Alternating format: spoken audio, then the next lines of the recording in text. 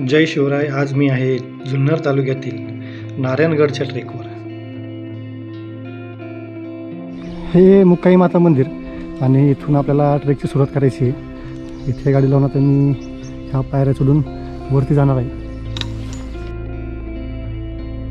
गडाच्या पायवाटेवर सिमेंटच्या पायऱ्या बांधलेल्या आहेत.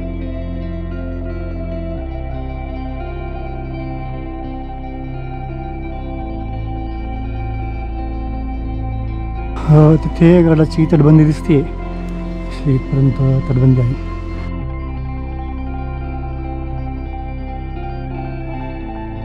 दहा ते 15 मिनिटे चालल्यावरच सिमेंटच्या पायऱ्या संपून गडाच्या कातळकोरीव पायऱ्या सुरू होतात.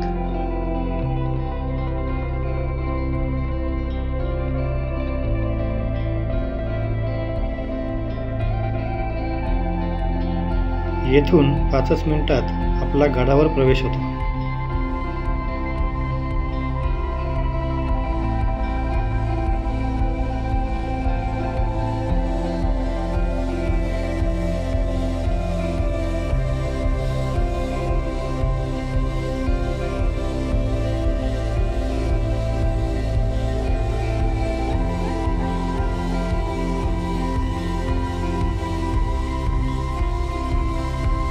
आपला गडावर प्रवेश होतो. इथून ह्या पायवाटेने असे सरळ इथे गेल्यावर तिथे पाण्याचा टाका आहे.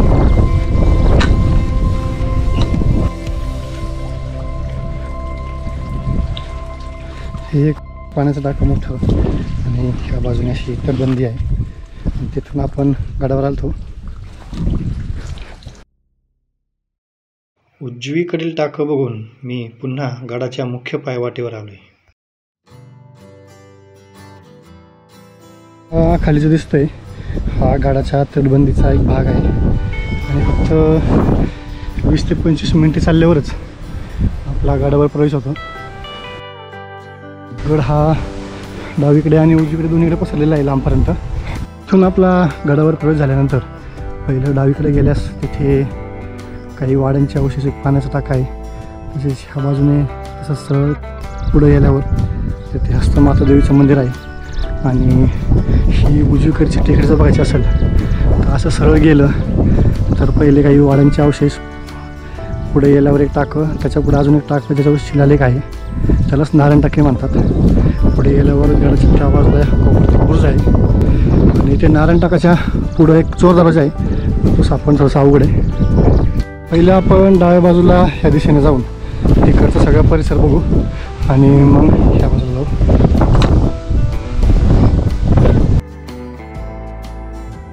डावीकडे पुढे आल्यावर लगेचच उजवीकडे वाड्यांचे अवशेष आहेत.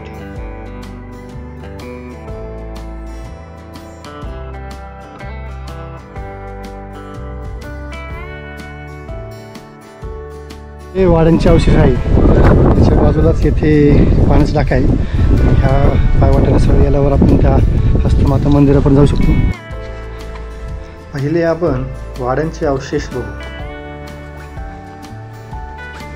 हे जुन्या वाड्यांचे इथले अवशेष आहेत. बहुतेक पडलेला दरवाजा असणार वाड्याचा. आपण वाड्यात जाऊन बघू आतमध्ये काय आहे का अवशेष अजून.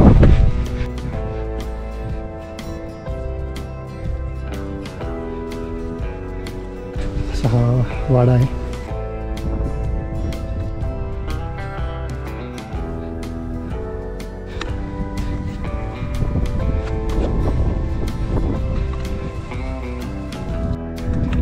वाडा बघून ह्या पायवाटेने मी आता हस्तमाता मंदिराकडे जाणार आहे.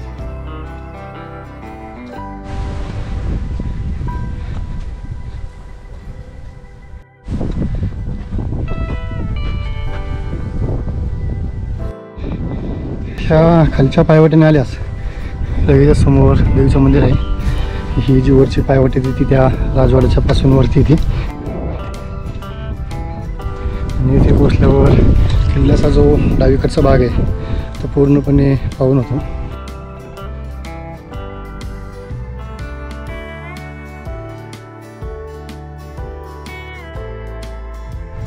देवीचे दर्शन घेऊन मी आता माघारी निघालो. गडाची डावी बाजू बघून आता मी गडाच्या उजव्या बाजूला जाणार आहे. तेथे पण काही पाण्याची टाकी आहेत आणि एक चोर दरवाजा आहे, तो सापडला तर शोधायचा आपल्याला. पुढे आल्यावर ते अजून एक वाड्याचे अवशेष आहेत.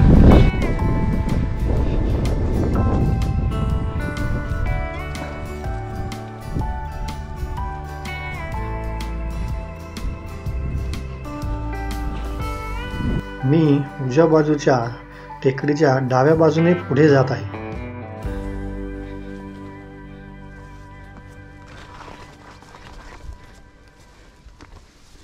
इथून उजवीकडे 5 टाक्यांचा समूह आहे, तो आपण येताना बघू. इथे आपल्या भागव्या जाण्यासाठी बांधलेला पोल आहे. थोडेच पुढे आल्यावर हे एक खूप मोठं खोल पाण्याचा टाका आहे.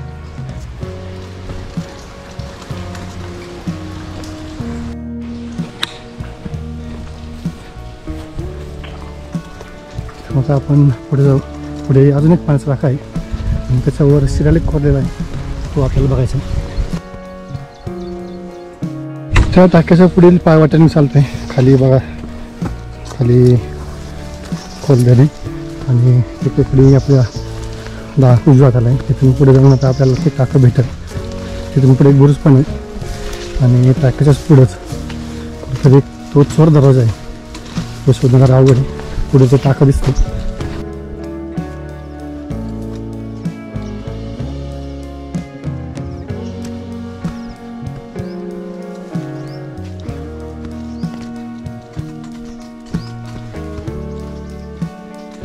हे बघा, अजून एक टाका आहे. ते पण तसंच खोल मोठं आहे आणि तिथे तो शिलालेख कोरलेला आहे. ह्या टाक्याला नारायण टाका असेल तिथे देखील जातो. टाक्या तिथूनसाठी पायऱ्या पण देत आहे.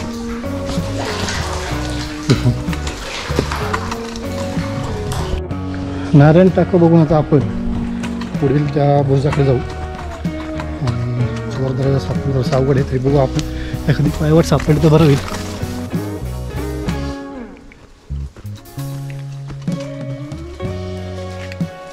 तरी येथे खाली तो चोर दरवाजा असणार आहे, पण पायवाट कुठे दिसत नाही.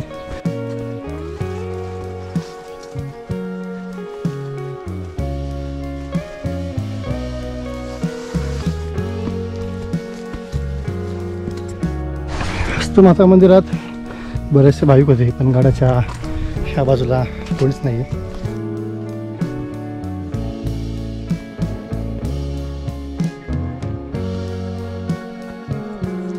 खाली उतरून बघावं तो बुरुज पण सापडतंय का.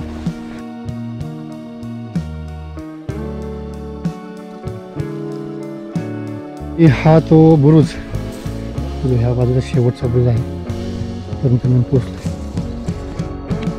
बुरुज किंवा तटबंदी बघून मी आता त्या 5 टाक्यांच्या समूहाकडे जात आहे. आणि हे 5 टाक्यांचा समूह आहे.